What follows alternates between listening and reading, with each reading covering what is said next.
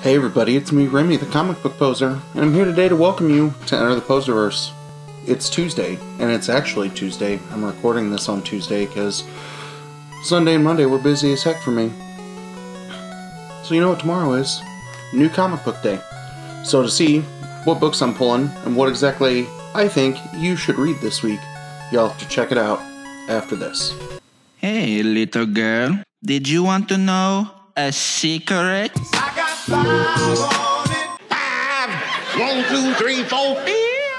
Alright, before we talk about books of the week, there are two things that I want to mention. I had the opportunity to interview some pretty cool people over the weekend and upcoming on this Thursday.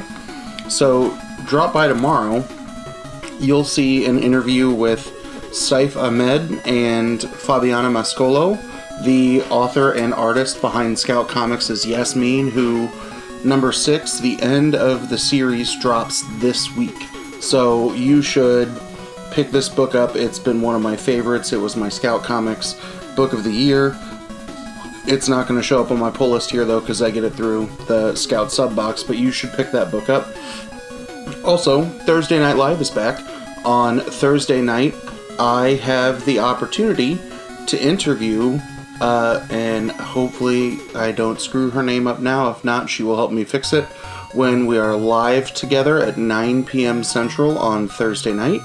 But I get to talk to Lizelle Buenaventura, who is the colorist on a bunch of books that I love. She's done work with Scout, with Zenescope, with Animal Media Group, but she's got her own title coming out soon through Mad Cave Studios, so come join us as we talk They Fell from the Sky. But let's talk about the things that I'm pulling this week. Number 1 from AWA is American Ronin number 4. Like I said, this has been an enjoyable storyline to me. That at times it's drug, at times it's been action-packed, but I like these bigger kind of, you know, one man taking on a massive organization kind of throwdown. So I'm excited to see what happens in issue number 4. Sorry, I keep bumping my table. Next from DC, which is something you don't see a lot of because I'm not picking up Future State titles, Batcat number 2 comes out, and my boy Wes over at Comics The Gathering says Batman Catwoman number 2 is phenomenal, that you should see some of his preview tweets and write-ups on it. Next, another AWA book, Bite Size number 2 is coming out. I kind of enjoyed the first one. This is not necessarily the kind of story that I expected. I was expecting like murder robot, like 2XL starts killing everybody. But apparently these, I don't know, these toy robots might be starting to do good things. It's still Cullen Bunn though, so I'm waiting for things to go on. Next for Marvel is Cable number 7. I'm still trying to figure out what the re-established continuity is of each story after the Ten of Swords. Cable was the book that I was kind of the weakest on, but as the Ten of Swords event progressed through, Cable became something that I think is going to be more interesting based on the actions of, you know, his parents, Jean Grey and Scott Summers, as they're trying to figure out what has happened to him as part of the whole Ten of Swords event. Next is Deceased Dead Planet number 7. This is the final chapter of this event, and I'm going to be kind of sad because I've really enjoyed this Elseworlds, right? That I started reading Unkillables. I started pulling Dead Planet when it came out and had to go back and reread and pick up Deceased, but it's been fun. So will they be successful at ridding the planet of the anti-life equation? Who knows? Next from Mad Cave Studios is Hollywood Trash number 4. This book just keeps getting weirder and weirder in terms of everybody who is trying to take down these appearingly simple garbage men, but I like watching each new villain that kind of rises and how these two folks get out of their pickle every time and how they find a way to foil the new rising villain. Next from Aftershock is I Breathed a Body #1. I like the sentence in its description here that it's The Social Network meets Hellraiser. I'm intrigued to check this out. It almost looks like the horror version of Lonely Receiver meets Bad Reception meets You Are Obsolete, all books that I loved, so I want to see what these look like coming together, and you know how I feel about #1s from Aftershock that I pulled them off. Next, Philadelphia #12, we're hitting the end of the second story arc. I want that cover, and I'm guessing it's some kind of incentive, or it's just a virgin dress of an Image for League of Comic Geeks, but the second arc has been as wild as the first. It's been interesting to get some of the backstory on a lot of the characters from the first arc. It's been interesting watching the changing relationship between the Sangsters, and it's been interesting and terrifying to watch the rise of Jupiter, that I still think that they're one of the most compelling villainous characters to show up in comics in a while. Next from Marvel is King in Black #3. I've enjoyed all of the tie-ins. I'm still behind on my reading from last week, so like I have this many books to finish by the time I pick books up tomorrow. But I've liked everything that's been going on in King of Black. I've enjoyed 95% of all of the tie-ins, and I really think each of the 3 main story run books have popped. I definitely agree with some of the folks that said issue 2 may not have been as good as issue 1, but issue 1 was really, really good. So I'm still excited to be reading all of the books for this event. Next from Aftershock is Miskatonic #3. Again, if you want 1920s, you want a crime noir, you want Cthulhu, you want a woman who's being pushed out of the FBI because she's a woman, and then shows that she is able to deal with the potential cultist powers that we see rising here. Just so many cool things are coming together in this story that I think book 3 should be wild, especially with the near-death experiences from #1 and #2. Next, Once and Future #15. Y'all know how I feel about Gran and Duncan. Y'all know how I feel about Bridget. Y'all know how I love the way that they're playing with classic literature in this horror tale, and it's just all around good. It's one of my favorite ongoing books from Boom. It was ranked relatively highly on my Books of the Year list from Boom Studios, and I'm ready for the next arc to begin. Also from Boom, we have Power Rangers #3. I don't know what's happening in Power Rangers #3 because I haven't read Mighty Morphin #3 yet, but their 2 teams are after each other because the Omega Rangers have freed Lord Draken, and every video I feel like I have to say that Zordon is pissed, and I like pissed off Zordon. Rain Like Hammers. I remember reading about this when it came out, or the first solicitation dropped. I don't remember what it is now, but the art style looks weird. They're all oversized issues.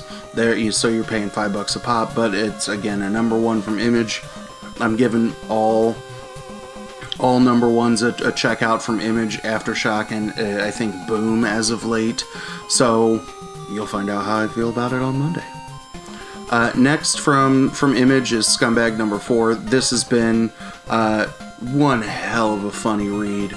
Just watching how they develop all of the characters, trying to figure out the chaos that is Scumbag.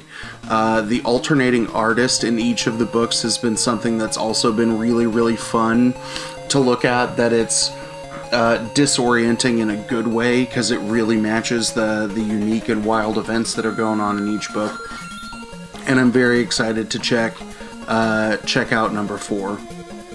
Next up from Image Skybound is Stillwater #5.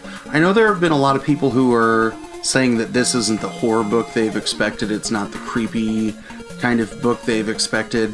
And then issue 4 happened, and a couple of people, their interest got piqued, right? You start to see that potentially the Welcoming Party may be a group that is coming together to challenge the ruling or authority of the judge, something that hasn't happened in like the past 30 years since they started figuring out the anomaly that is Stillwater, and you know that things have got to be eerie when you check out this cover and you just see, you know, the gavel and its pedestal covered in blood. You see stuff on fire.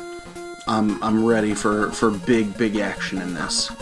Speaking of big action, Terminal Punks number 3 of 5 comes out. This is just hilarious that I think Matthew Erdman and Shelby Criswell are crushing it in terms of creating zany characters in a very odd situation. The monsters are hilarious. They are starting to find out who the other threats are beyond just the vape cartridge flavor themed monsters that are chasing them around. And I like the throwback, or the throwback cover.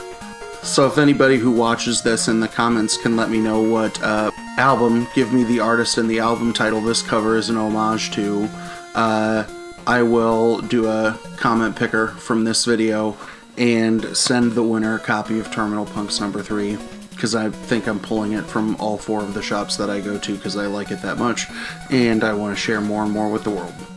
Next from IDW is the Best of Leonardo number 1. Is this the last one? No, I don't think we've seen Michelangelo yet, but the collection of reprints, it's got a $6 price tag,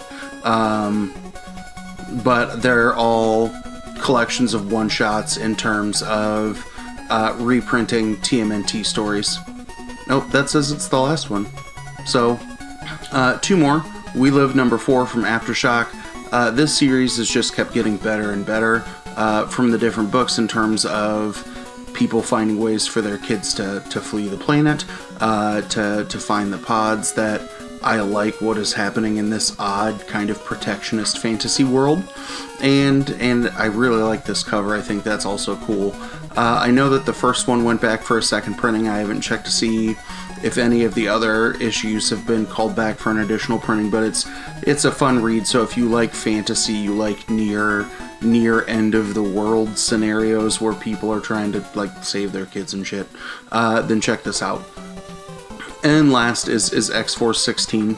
Again, I don't know what's happening in X-Men this week that I'm still behind from last week, but X-Force has probably been one of my favorite ongoings of the post House and Powers reset of the X-Men universe. That it's just a good, fun read.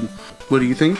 Any of the books that you think that I should pull that's not on the list, let me know in the comments down below, or if I get this processed in enough time to have a live premiere today, let me know in the chat that I will pick some of those books up tomorrow. But like I said, tomorrow check out my interview with the creative team behind Yasmin. Thursday night I'm going live with Lizelle, and we're going to talk It Fell From the Sky. I don't know what I'm doing on Friday yet. Some video will come out, probably me taking things out of boxes and going, ooh, look at this. Ooh, I don't know what this one is. And then Sunday, thanks to AMKM and the rest of the crew who held the auction together for me while I was not feeling well. But the Poser and Pals Sunday night auction will be back again on Sunday, and we'll have some cool deals. I'll figure out what the thank you giveaway is for the week, since I was sleeping and having a panic attack and feeling like crap and all that stuff on Sunday. But I'll come back at you with a bunch of bangers this Sunday night. So as always, thanks for stopping by. Have a good one. Hey, little girl, did you want to know a secret? I got 5 on it. 5. 1, 2, 3, 4, 5.